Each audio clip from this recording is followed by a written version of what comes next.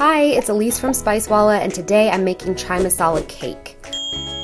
For this recipe, you'll need 1 stick of unsalted butter at room temperature, 1 cup of granulated sugar, 2 large eggs, 1½ cups of AP flour, 1 teaspoon of baking soda, 1 teaspoon of baking powder, ½ a teaspoon of salt, 1 teaspoon of our Spicewalla Chai Masala, and 1 1/4 cup of sour cream.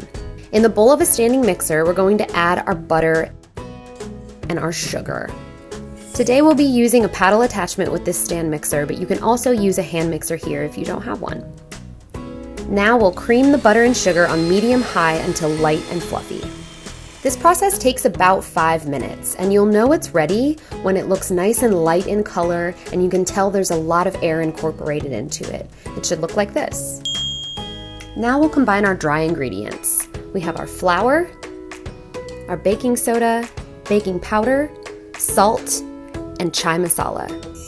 Whisk these together until fully combined.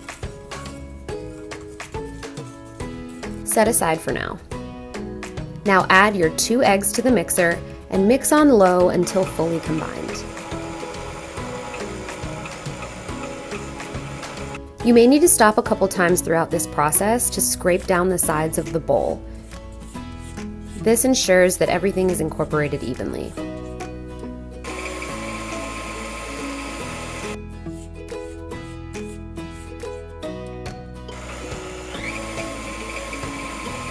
Once the eggs are fully incorporated, we're going to alternate adding our dry ingredients in 3 additions and sour cream in 2 additions, beginning and ending with dry. So we'll start with 1/3 of our dry ingredients. Mix on medium-low until just combined. Next, we'll add half of our sour cream, again on medium-low until just combined. Now we'll repeat that with the second third of our dry ingredients.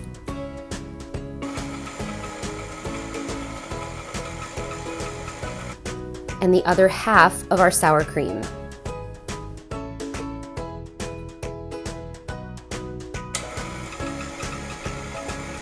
And then finally, the last third of our dry ingredients.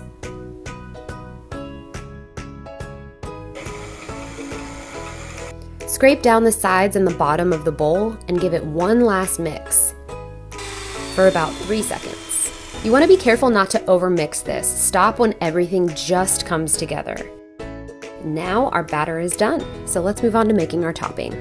For this, you'll need ½ cup of light brown sugar, 2 teaspoons of chai masala, ½ a teaspoon of salt, 1 teaspoon of vanilla extract, and 1 cup of all-purpose flour. And finally, 6 tablespoons of unsalted butter that's been melted and slightly cooled. Mix this together until it forms a crumbly consistency that looks like this.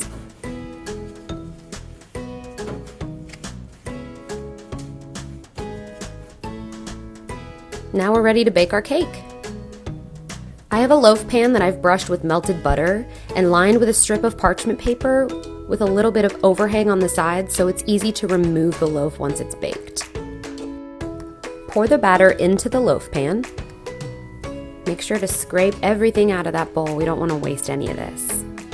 Smooth the top of the batter with your spatula.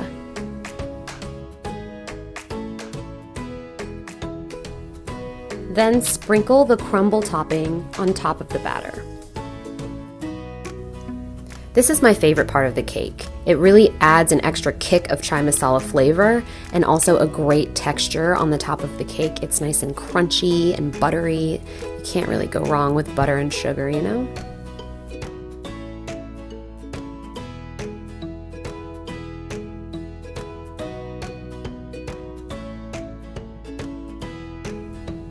Now we're going to put this in a preheated 350-degree oven for 45 to 50 minutes until a toothpick comes out clean in the center.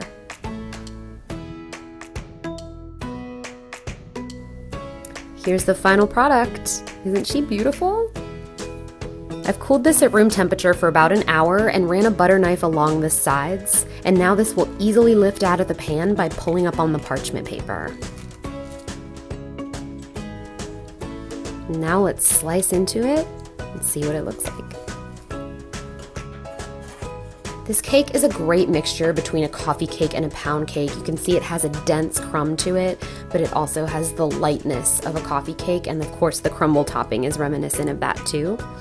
But it really has great flavor. It's perfect with a hot cup of coffee or tea, and I really hope you make this at home. Thanks for watching. Like and subscribe for more recipes. Bye!